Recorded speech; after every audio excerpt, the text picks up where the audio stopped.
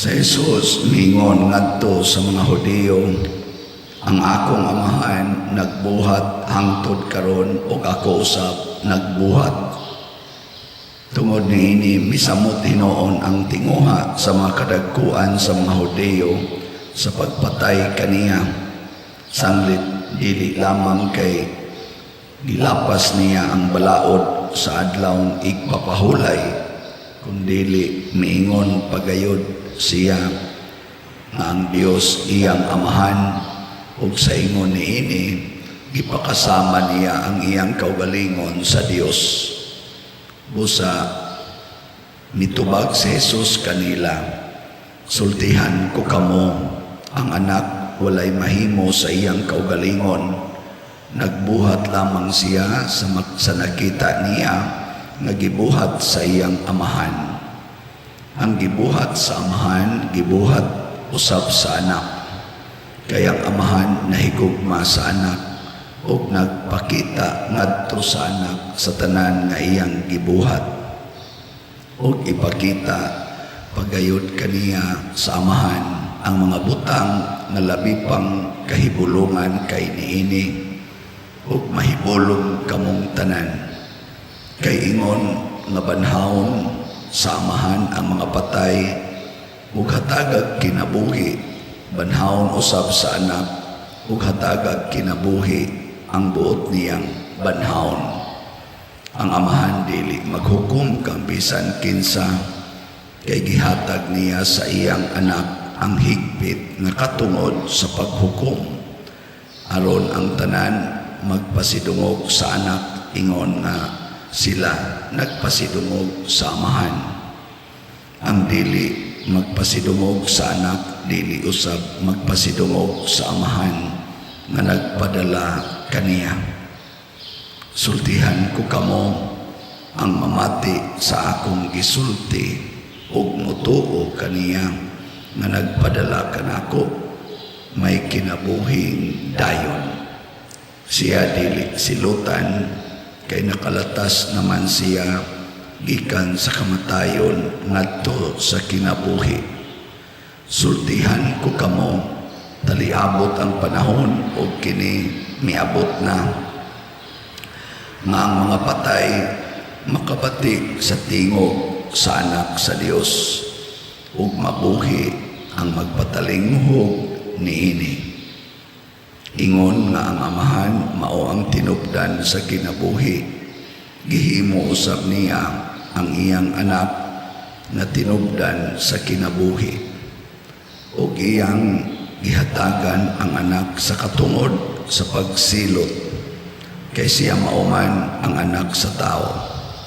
Ayaw kamo kahibulong niini, kay moabot ang panahon nga makadungog sa iyang tingog ang tanang mga patay nga anaa sa lubnganan, ug manggula sila sa ilang lubong. Kadtong maayog binuhatan, mabanhaw ug mabuhi, ug kadtong daotag binuhatan, mabanhaw apan silutan. Wala ako'y mahimo sa akong kaugalingon, maghukom lamang ako sumala sa isulti sa Dios kanako.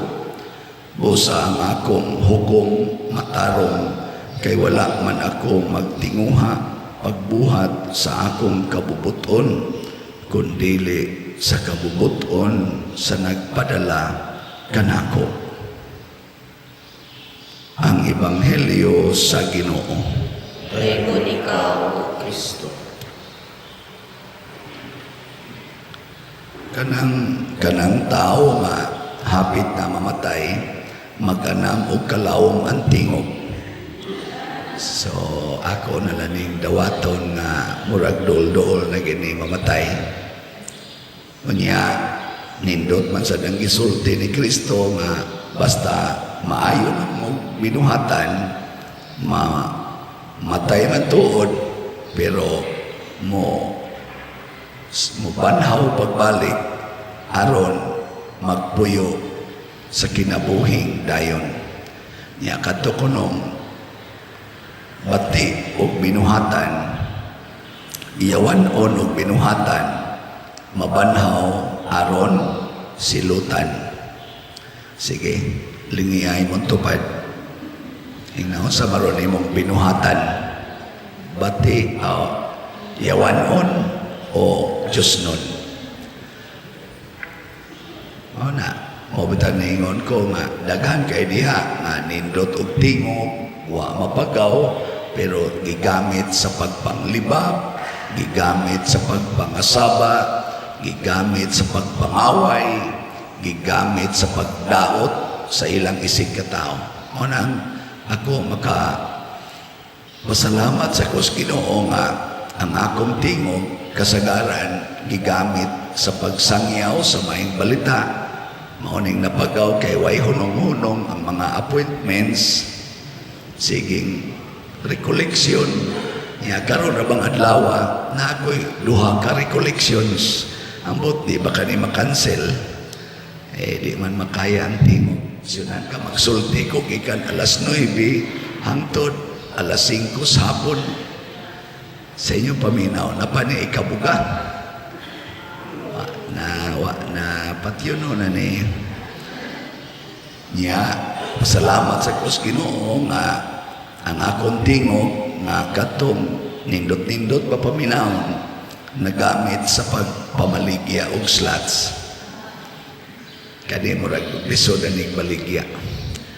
Gamay para mataghalin. Ito tong halin dire. Ang atong SBF na natay halin nga 10,667 slots. Ato lang yapong pakpakan. Okay kayo.